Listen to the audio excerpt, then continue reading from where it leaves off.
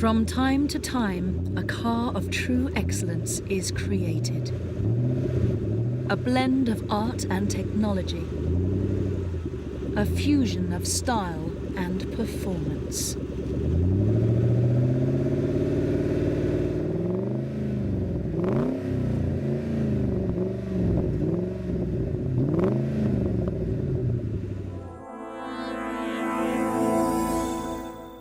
In May 2000, MG returned to British ownership.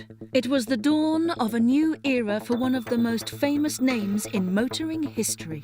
Well, if I take you back in time, just over 3.5 years ago, a group of us who became known as the Phoenix Consortium were wrestling with the challenge of taking over the then Rover Group from BMW.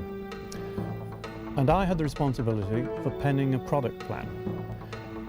Part of that product plan, possibly the key part, was what I described as the relaunch of the MG brand.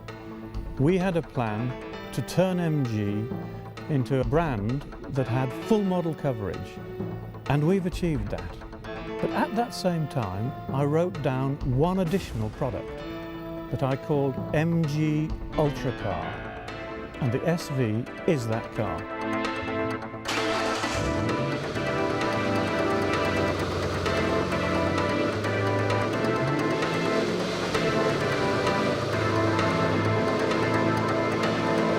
Why Ultra Car?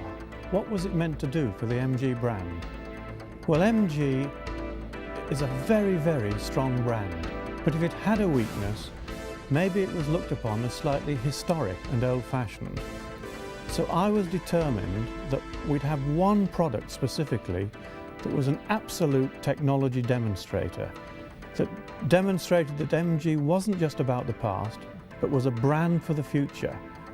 Highly technological, almost a crazy concept. A car that would take on the best in the world, and particularly gun for those supercars coming out of northern Italy.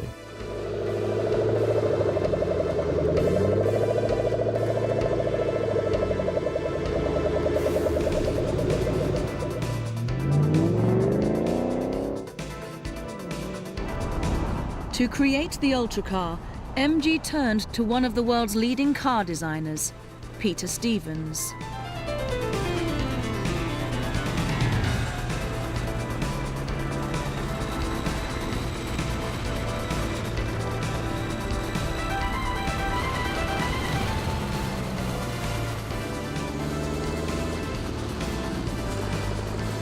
Peter Stevens was appointed as the product design director of the MG Rover Group. Previously with McLaren, Lamborghini, Jaguar and Lotus among others, his most famous design hitherto was the legendary McLaren F1 supercar.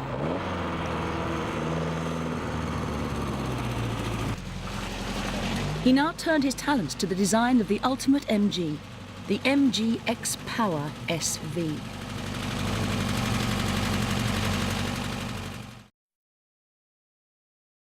His brief was simple but exacting. Produce a high-performance MG supercar based on the company's traditional core values of high-speed, exciting motoring. And make a prototype in time for the British Motor Show at Birmingham in October 2002, just 13 months away.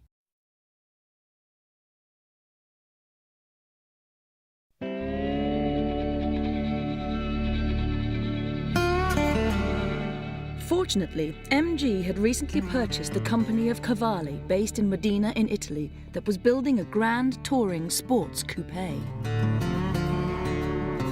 Named the Mangusta, the car was ready for production and, crucially, the design had passed all current US and European crash regulations.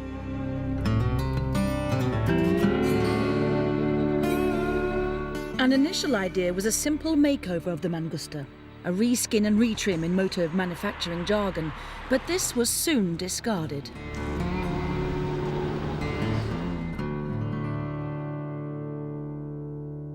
A radical reappraisal was undertaken, with the project now designated MG X80.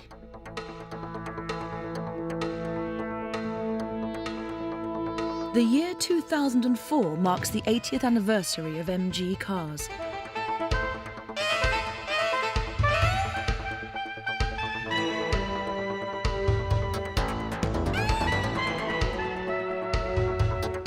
The initials MG denote Morris Garages, as they were originally the distributors for Morris cars in the Oxford area.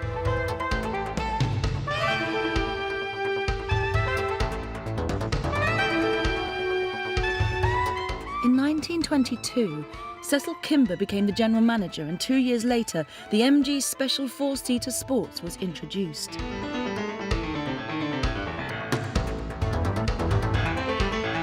It was the first car to incorporate the famous octagonal badge, which remains one of the most distinctive trademarks in the world.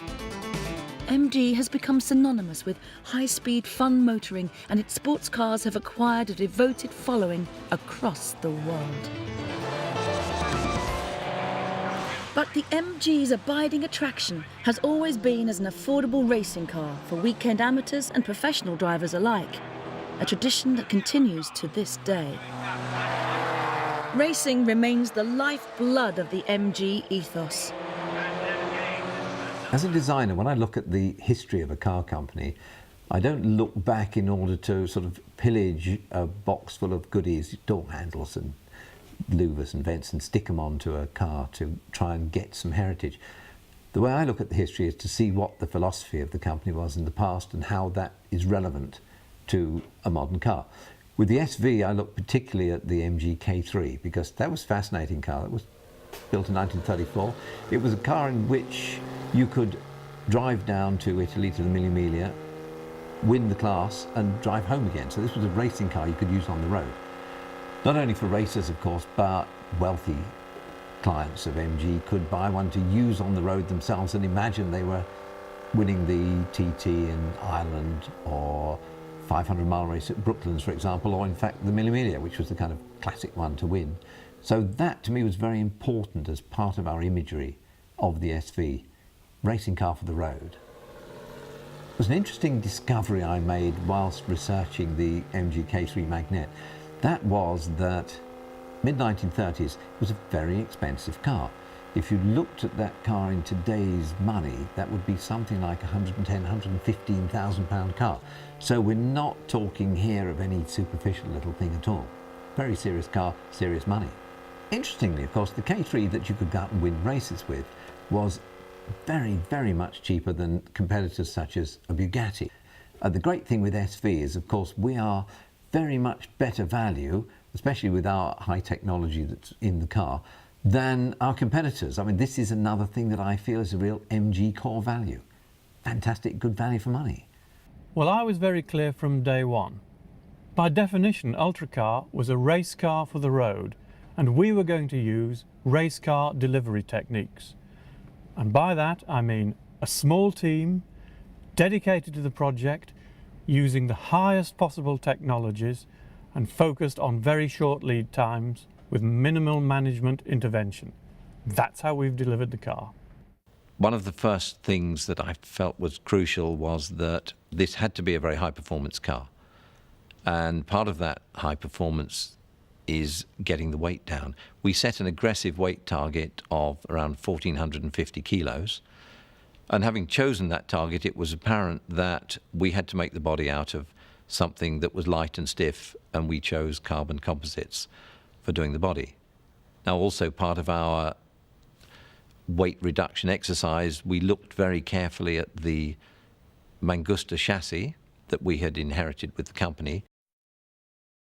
We took weight out of that. We made a stiffer structure, and we revised the suspension geometry because, again, part of our view of a much higher performance car was that it should have absolute class-leading, really race-orientated suspension. The first thing I did was to bring on board a few people that I thought would be essential to this project, people that I had worked with before or I had seen working and had great regard for.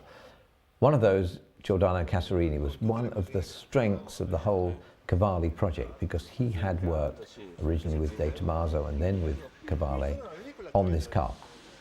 It was in his blood. He knew every nut, bolt, washer, detail, performance requirement of the car. Absolute tower of strength, a man with infinite passion for the product.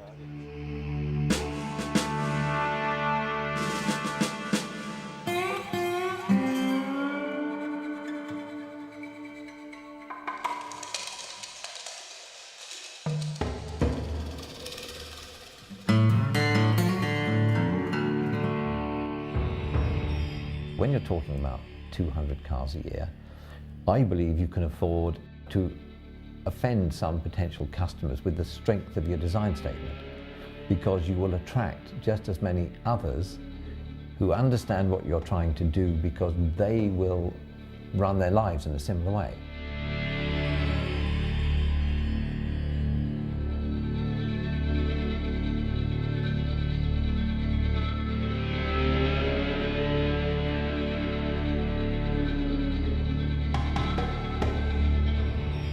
It's not an overly complex shape.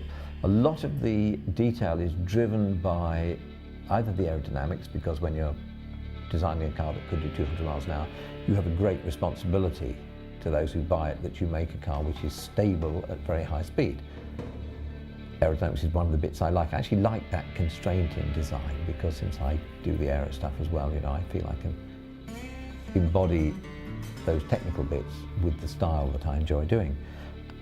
Also, when you've got an engine which is producing somewhere between 3, 4, maybe up to 700 horsepower, cooling is very important, and it's easy to forget that, fall in love with the kind of style of the car, and then, much to your amazement, it boils the first time you go out on a test run with the thing. So I was very keen from the start that we understood the airflow management for the cooling, both in and out of the car. That's why there are ducts and louvers in places which are very important for controlling the air, controlling the temperature. Also, I would have to admit to having in mind a potential racing life for the car later on. And there are some elements of the car which will benefit us very much when we come to go racing with it. So things that may not be immediately apparent will become so.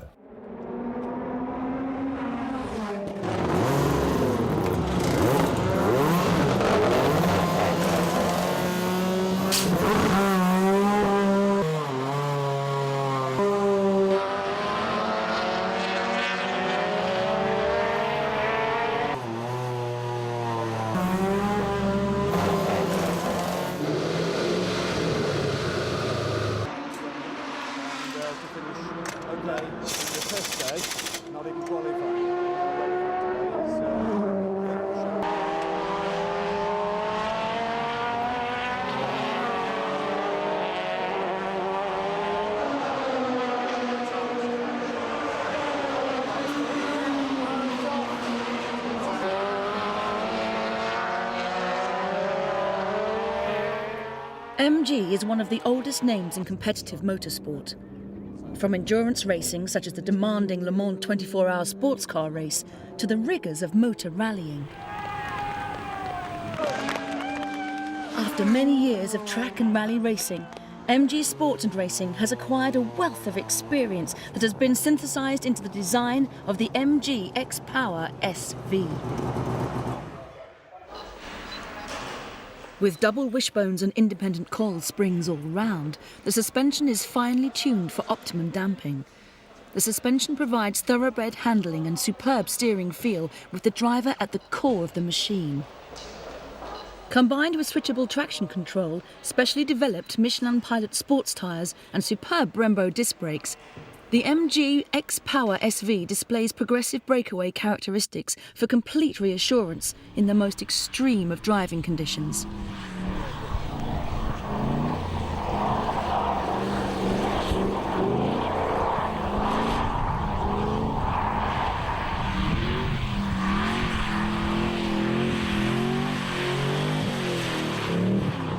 The first thing you have to do is make sure that it is fundamentally safe at those kind of speeds. Some of that work takes place in the wind tunnel with the aerodynamic development, so that the car is basically stable on the road. Obviously then the great thing that concentrates your mind with a 200-mile-an-hour car is that you have to have spectacularly good brakes, and you have to have very responsive but very predictable handling. So you have to put those elements in place first. After that, you have to make a car with a very strong structure. Now, this car's got front and rear crash structure which complies with American, European and all world requirements. It also has a very stiff rollover structure. Having made a clear decision on the materials and techniques that we were going to use for the X-Power SV, My task was to develop the design of the car, aerodynamics, way it looked, interior. But in parallel with that, Giordano Casarini really was set off to scour the world for the best suppliers, the best materials that we could find, and to look at the latest techniques, not only for carbon fibre production, for example, but for steel work, for the kind of chassis that we wanted. They had, I suppose, 3 or 4 months to do a very thorough survey of what was available to us. That was fed back to me whilst I was designing the car, so I wouldn't be designing things that became impossible to make in our chosen methodology. Carbon fibre obviously is a very fundamental part of that. I had decided early on that carbon was not only an interesting material to use for the body, but it has enormous advantages when you're looking at a comparatively low volume production vehicle. It's obviously very stiff, it's also strong, it's very light, and moulded properly is extremely consistent in the shapes and dimensions of panels that you get. It also has some properties which I suppose aren't particularly applicable to sports cars when one first thinks of it. It's a material that was at first developed for aerospace industry.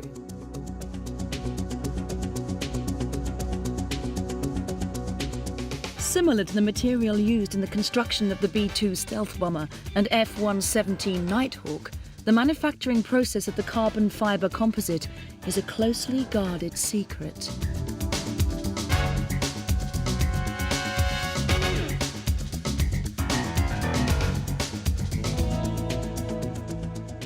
Produced by SP Systems on the Isle of Wight, the carbon fibre composite material is laser cut into precise shapes on a fully computerised cutting bed and conveyor table. The Sprint SF95 CBS composite is a film of filled epoxy resin sandwiched by lightweight scrims that provides great strength with low weight and a stable surface for optimum paint adhesion and chip resistance. Each car's 3,000 composite pieces are then shipped to Italy and formed into the body panels of the car. One of the tremendously satisfying parts of this search for best suppliers for material is in fact that the best supplier turned out to be here in Britain, in fact in the Isle of Wight. This was SP Systems, and they have been enormously enthusiastic to work with us in developing what is a new material for this kind of process. Our choice of carbon fibre as a body material, not only for the more obvious reasons that it's stiff and light, but its engineering properties are very interesting compared with steel. For example, strength for weight, you can be 5 times as strong as steel, or if you go for an equal strength, then you can be only 1/5 the weight of a steel panel. The other great bit with carbon is that it is a tunable material, so you can choose at which point you want the advantage of the weight or the advantage of the stiffness. Of course, the advantage of the weight for a high-performance sports car like the SV is that it's kind of like free horsepower, because that horsepower that you have available to accelerate is pushing a lighter car, and that means it's going to be quicker, and that's what we believe our customers are going to like.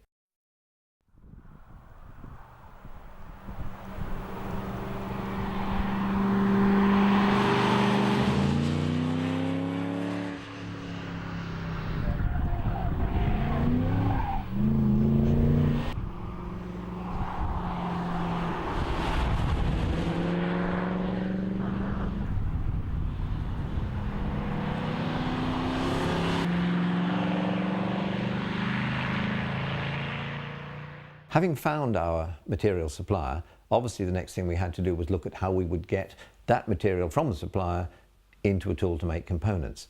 And in collaboration with SP, we came up with a system where we cut out all our pieces of carbon fibre, almost tailored, you might say, like a very expensive Savile Row suit. Wonderful machine that not only does it cut out the material for us, it marks the part number onto it. It also shows the orientation of that component within the tool. We then put those carbon sheets into a box which really is rather like a pizza box. They go into a refrigerated truck, which then goes down to Italy, where it delivers these ready-to-use pieces to our moulder in Italy.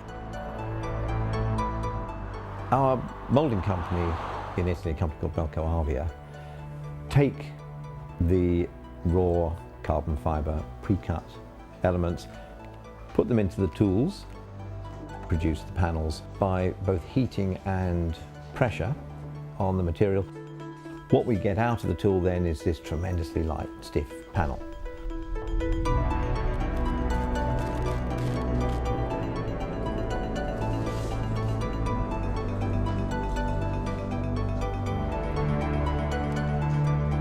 The great thing with those panels, and something that was very important to us as a motor manufacturer, is the conformity of production. We need all the pieces to be the same, because the only sensible way to build motor cars these days is to build them exactly to your design and drawing intent. It's no good having a system that you then have to bend or file or hammer or fiddle about with, because that wastes time, and you never know what shape the car is exactly, and when something doesn't fit or work, you don't know why. So it's become fundamental to this project to know that what we're making is exactly like what we designed.